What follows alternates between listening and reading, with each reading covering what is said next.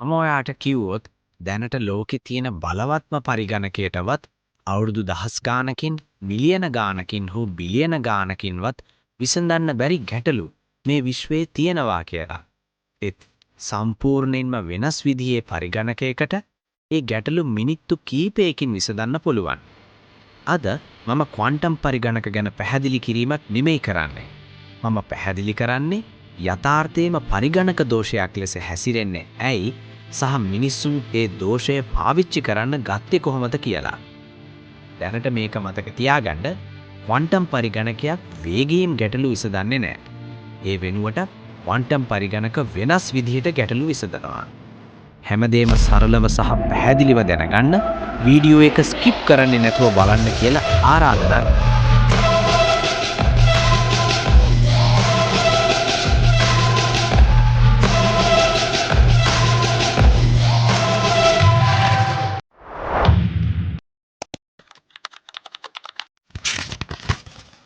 Quantum පරිගණක ගැන දැනගන්න අපිට වසර 100කට වඩා අතීතයට ගමන් කරන්න වෙනවා.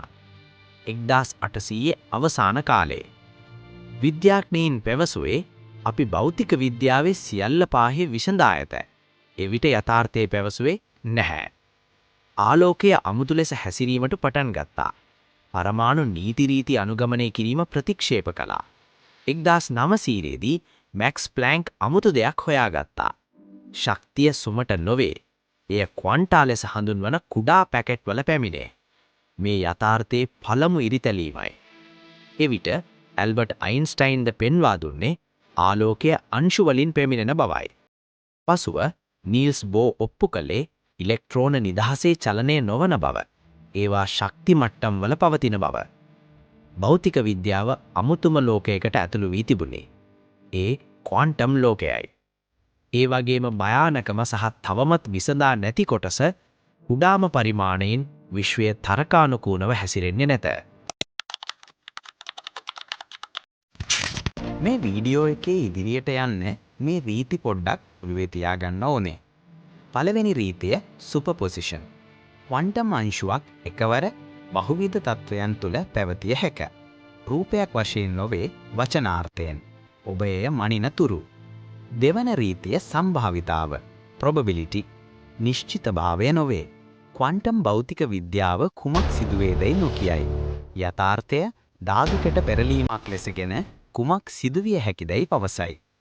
තුන්වෙනි රීතිය ක්වොන්ටම් එන්ටැන්ගල්මන්ට්. මේ භෞතික විද්‍යාවේ තිබෙන විශාලම පැටලීමක්. එනම් ක්වොන්ටම් අංශු දෙකක් ගැඹුරින් සම්බන්ධ විය හැකි අතර එකක් වෙනස් කිරීම ක්ෂණිකව අනෙකට බලපායි. අවකාශය හරහා පවා සංඥාවක් නැත. ප්‍රමාදයක් නැත. අයින්ස්ටයින් මෙය හඳුන්වුවේ දුරින් සිදුවන භයානක ක්‍රියාවක්. ස්පූකි ඇක්ෂන් at a distance ලෙසයි. මෙම අදහස් තුන පොඩ්ඩක් මතක තියාගන්න. විශේෂයෙන්ම සුපර්පොසිෂන් න්‍යාය. මෙම තනි අදහස යථාර්ථයම වෙනස් කරන්නේ කොහොමද කියලා වීඩියෝ එකේ ඉදිරියේදී මම පැහැදිලි කරන්නම්. ඔයාගේ දුරකථනය, ඔයාගේ ලැප්ටොප් එක, ලොව වේගවත්ම සුපිරි පරිගණකය. මේ සියල්ලෝම එකම ආකාරයකින් වැඩ කරනවා. සියල්ල පිට මත ගොඩනගා ඇත. බිඳුව හෝ එක, on හෝ off, true හෝ false. බලවත් AI පවා බිලියන ගණනක බිට් වල එකතුවකි. හිතන්න ගැටලුවකට විකල්ප දෙකක උත්තර තිබේ නම් උත්තරය ගැනීම පහසුයි. විකල්ප බිලියනයකදී තවමත් කළමනාකරණය කළ හැකියි. ඊට වඩා කල නොහැකි. සමහර ගැටලු ඝාතීය ලෙස වර්ධනය වේ. උදාහරණයක් ලෙස අණු අනුකරණය කිරීම, ඇතම් එන්ක්‍රිප්ෂන් බිඳ දැමීම, දෙවන්ත පද්ධති ප්‍රශස්තිකරණය කිරීම. සාමාන්‍ය පරිගණකයක් සෑම විකල්පයක්ම එකින් එක පරීක්ෂා කළ යුතුයි. යථාර්ථය පවසන්නේ එතනයි ඔබ ප්‍රමාණවත් තරම් වේගවත් නොවේ කියා. කෙනෙක් භයානක ප්‍රශ්නයක් ඇහුවා. ක්වොන්ටම් භෞතික විද්‍යාවේ නීති භාවිතා කරමින් අපි පරිගණකයක් හැදුවොත් මොකද වෙන්නේ? ඒ අදහස රිචඩ් ෆයින්මන් විසින් ජනප්‍රිය කළා. ඔහු කම්පන සහගත දෙයක් තේරුම් ගත්තා. සුභාදහම යනු ක්වොන්ටම් සිමියුලේෂන් එකක් බවයි. එබැවින් ක්වොන්ටම් යන්ත්‍රයකට පමණක් සුභාදහමය පරිපූර්ණ ලෙස අනුකරණය කළ හැකි. බිට් වෙනුවට ක්වොන්ටම් පරිගණක කියුබිට් භාවිතා කරයි. දැන් අපි මෙම වීඩියෝවේ වැදගත්ම කොටසට ආවා. මේ කොටස හොඳට ඔලුවට ගන්න. මේක තමයි වීඩියෝවේ මූලික අදහස. මම කලින් කිව්ව මේ කාරණය මතකද? ක්වොන්ටම් පරිගණක වේගයෙන් ගණනය කරන්නේ නැහැ. ඒවා වෙනස් ලෙස ගණනය කරනවා කියලා. ඒකට හේතුව කියුබිට් එක බිඳුව හෝ එක පමණක් ආවරණය කරන්නේ නැහැ. එයට බිඳුව එක හෝ දෙකම එකවර විය හැකියි. මේ තමයි මම මතක තියාගන්න කිව්ව සුපර්පොසිෂන් රීතිය. මෙය සියල්ල වෙනස් කරන්නේ කොහොමද? ඔබට තිබේ නම් කියුබිට් එකක් තත්වයන් දෙකක් එකට පාලනය කළ හැකි. කියුබිට් දෙකක් නම් තත්වයන් 4ක්. 10ක් නම් තත්වයන් 1024ක්. කියුබිට් 300ක් නම් නිරීක්ෂණය කළ හැකි විශ්වයේ පරමාණු වලට වඩා තත්වයන් එකවර පාලනය කළ හැකියි. ක්වොන්ටම් පරිගණකයකට එකවර බොහෝ යථාර්ථයන් ගවේෂණය කළ හැකියි. එය එකින් එක පිළිතුරු උත්සාහ කරන්නේ නැහැ. එය මුළු විශ්වයන්ම එකවර පරීක්ෂා කරයි. ඒ බලයමයි ක්වොන්ටම් පරිගණක විසින් විද්‍යාඥයින් බිය ගන්වන්නේ. ක්වොන්ටම් පරිගණක හුඟක් සංවේදී සෙන්සිටිව්. එනම් ක්වොන්ටම් තත්වය තාපය හෝ ශබ්දය ස්පර්ශ වූ විට විනාශ වේ. මෙය විසංයෝජනය ලෙස හැඳින්වේ. ඒ නිසා ක්වොන්ටම් පරිගණක නිරපේක්ෂ ශූන්‍යයට ඇබ්සලූට් 0වට ආසන්න උෂ්ණත්වයක ක්‍රියා කරයි. ඒවාට අතිශය හුදකලාවක් තිබිය යුතු නිසා සහ දෝෂ නිවැරදි කිරීම අතිශයින්ම දුෂ්කර නිසා ක්වොන්ටම් පරිගණක ලැප්ටොප් පරිගණක ප්‍රතිස්ථාපනය නැහැ. ඒවා විශේෂ ගැටලු සඳහා වන විශේෂ යන්ත්‍ර වේ. අපි යථාර්ථවාදී වුණොත් ක්වොන්ටම් පරිගණකවලට කළ හැක්කේ අනුකරණය කිරීම. මෙය නුදුරේම වෛද්‍ය විද්‍යාවේ විප්ලවීය වෙනසක් කරයි.